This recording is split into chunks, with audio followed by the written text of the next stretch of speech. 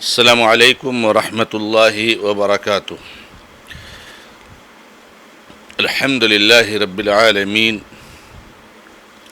واشہد ان لا الہ الا اللہ وحدہ لا شریک لہ واشہد ان محمدا عبدہ ورسولہ صلی اللہ تعالی علیہ وآلہ وسلم۔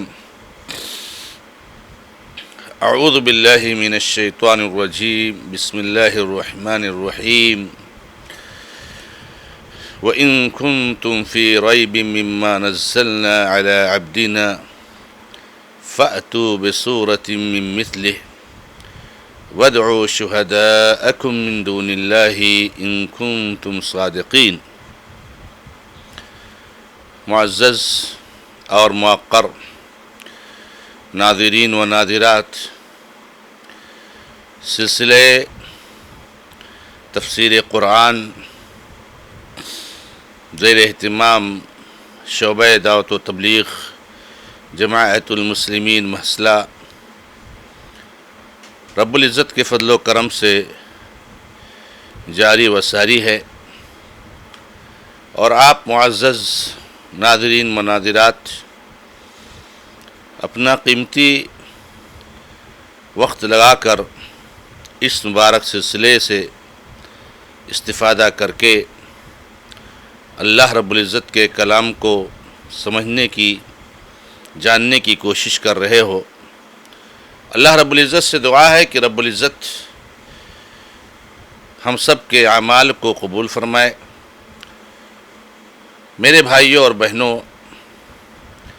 آپ کے سامنے میں نے سورۃ البقرہ کی آیت نمبر 23 پیش کی ہے۔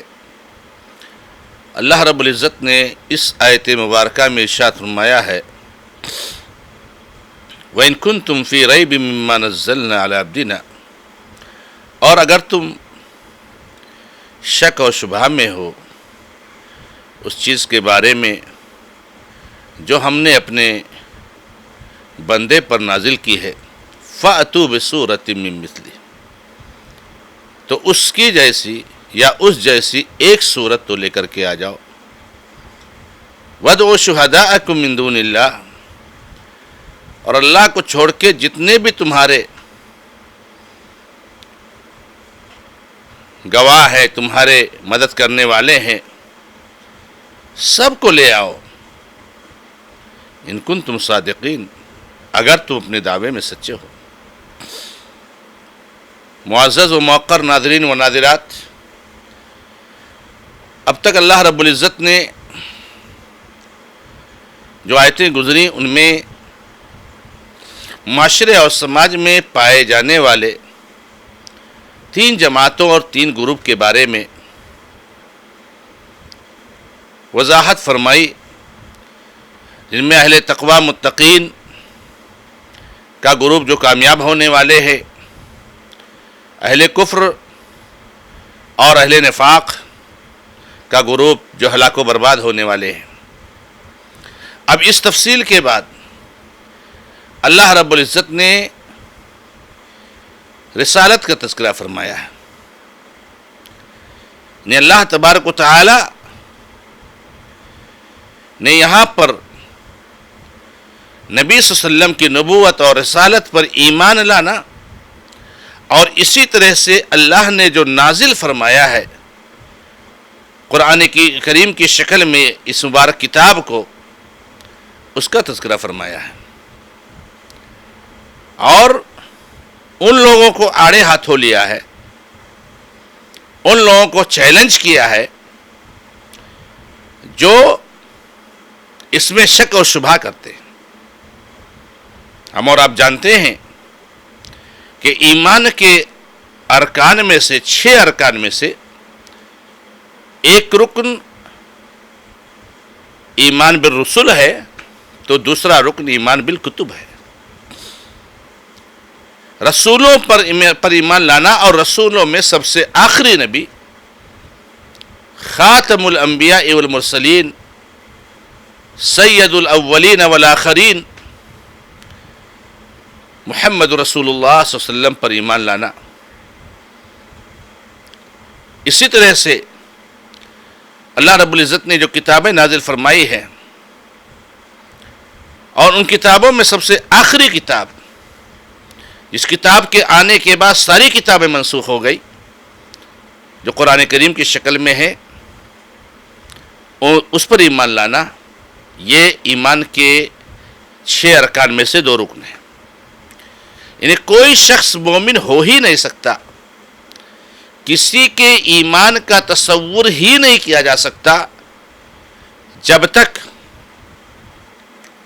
وہ اللہ کے رسول صلی اللہ علیہ وسلم کی رسالت اور نبوت پر ایمان نہ لے آئے، اور اللہ رب العزت کی نازل کردہ کتاب پر ایمان نہ لے آئے۔ اور شک اور شبہ کرنے والے یہ ویسے ہی ہیں جیسے انکار کرنے والے۔ وَإِنَّ الظَّنَّ لَا يُغْنِي مِنَ الْحَقِّ شَيْئًا، شک شبہ اور اٹکل پچو باتیں یہ حق کے مقابلے میں کچھ کام نہیں آ سکتے۔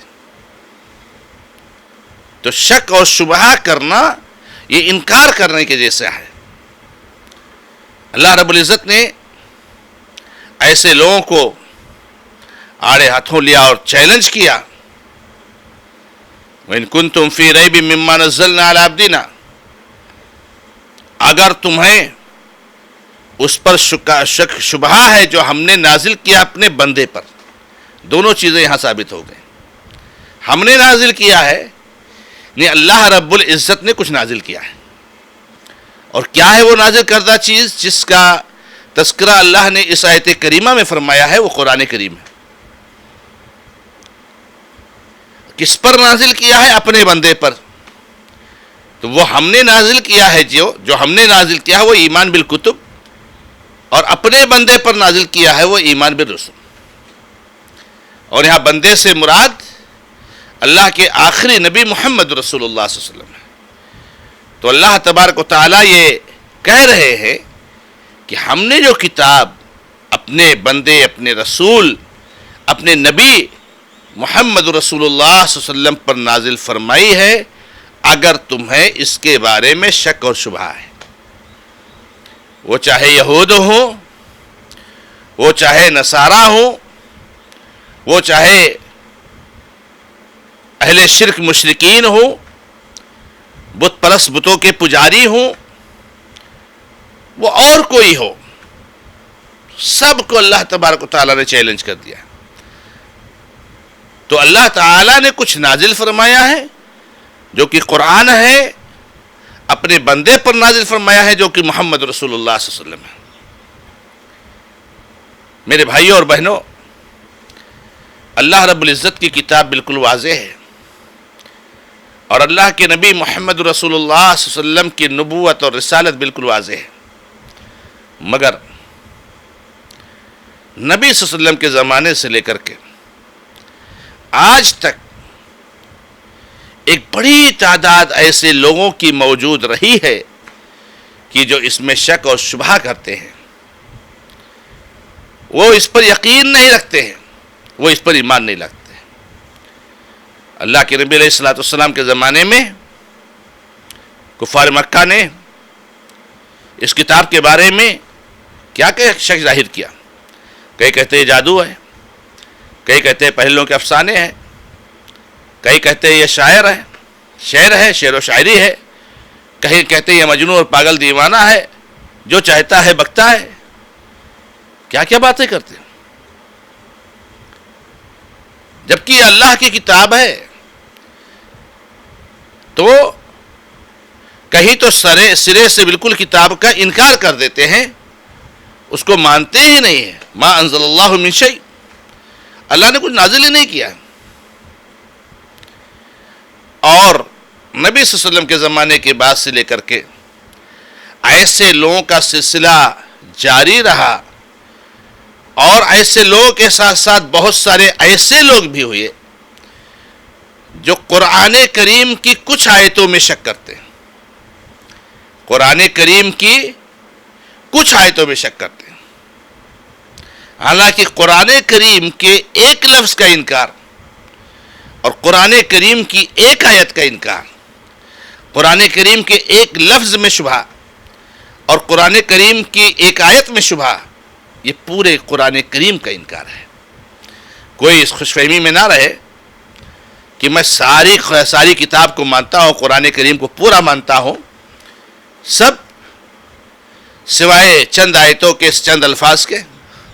نہ سمجھے کہ میں سب پر ایمان رکھتا ہوں، صرف اتنے پہ نہیں، وہ کسی پر ایمان نہیں رکھتا ہے، کیونکہ بسم اللہ الرحمن الرحیم کے بعد سے لے کر کے من الجنۃ والناس کے سین تک یہ الفاظ ایسے ہیں کہ ایک حرف کے بارے میں شک نہیں کیا جا سکتا ہے۔ کیوں نہیں شک کیا جا سکتا ہے میرے بھائیوں اور میری بہنوں؟ انا نحن نزلنا الذکر وانا لہ لحافظون، اللہ نے کہا ہم نے ہی قرآن نازل کی ہے، ہم ہی اس کی حفاظت کرنے والے۔ شک اور شبہ کرنا، انکار کرنا، یہ سلسلہ بڑا طویل ہے اور آج تک جاری اور ساری ہے۔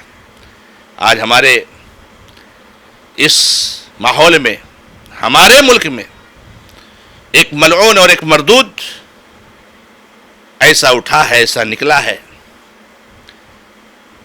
اپنے پہلے کے لوگوں کے نقش قدم پر چلتے ہوئے، جس کا نام ملعون وسیم رضوی ہے، اس کا نام ملعون وسیم رضوی ہے، جو قرآن کریم کی 26 آیتوں کے بارے میں شک کرتا ہے۔ نعوذ باللہ، یہ مردود اسلام سے خارج ہو چکا ہے۔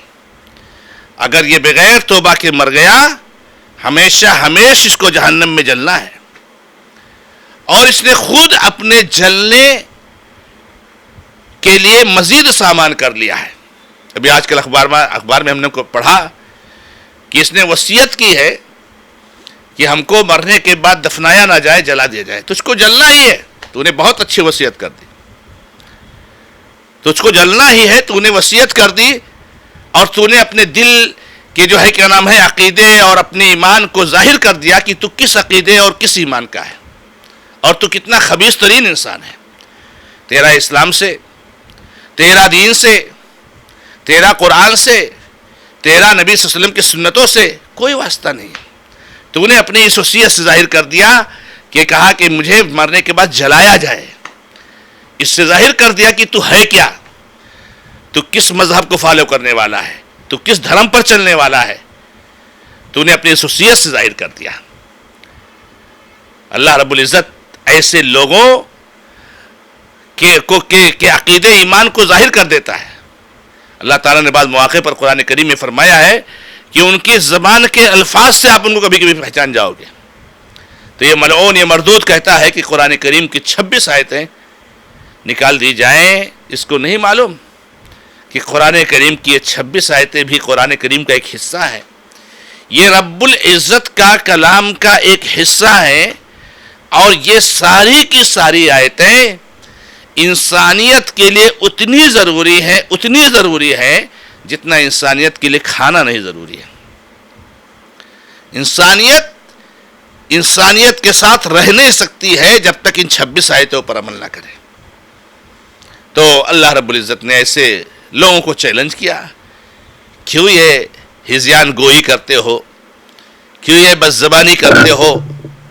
اگر کچھ شک شبہ ہے تو ایک صورت تو لا کر کے اس جیسی دکھا دو۔ یہ سمجھتا ہے قرآن ایک کھلواڑ ہے، جو چاہو اس میں داخل کرو، جو چاہو نکالو۔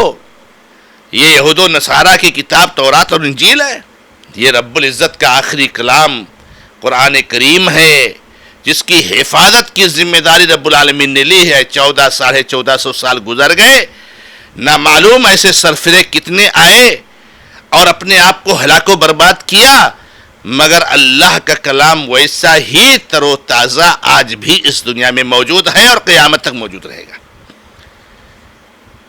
تو اللہ نے کہا کہ اگر شک شبہ ہے تو لاؤ نا اس جیسے کوئی صورت بنا کر کے تو بتاؤ۔ اگر یہ کلام ایسے ہی ہے کہ بناؤ اور نکالو تو لاؤ نا، ایک صورت لا کر کے بتاؤ۔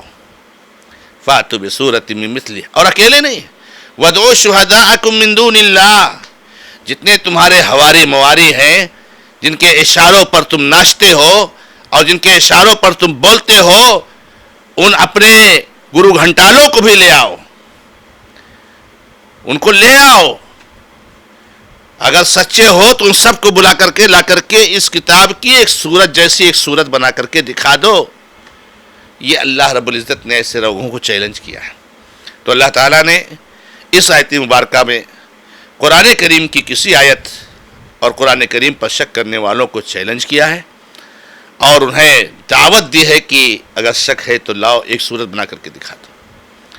اور اللہ تعالیٰ نے یہ چیلنج کئی جگہوں پر دہرایا ہے، کئی کا 10 صورتیں لا کے بتا دو، کئی کا اس کتاب جیسی کوئی کتاب لا کے بتا دو۔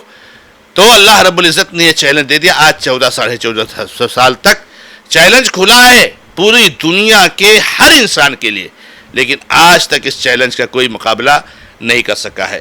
رب العزت سے دعا ہے کہ رب العزت ہمیں اور آپ کو اللہ کے نبی صلی اللہ علیہ وسلم کی نبوت اور رسالت اور رب العالمین اپنے کلام کی حقانیت پر ایمان اور یقین کے ساتھ زندگی گزارنے کی توفیق عطا فرمائے۔ ایسے ملعونوں کے شر سے رب العالمین اس امت کو بچائے۔ هذا ما عندي والله تعالى اعلم والحمد لله رب العالمين وصلى الله على محمد وسلم تسليما كثيرا والسلام عليكم ورحمة الله وبركاته۔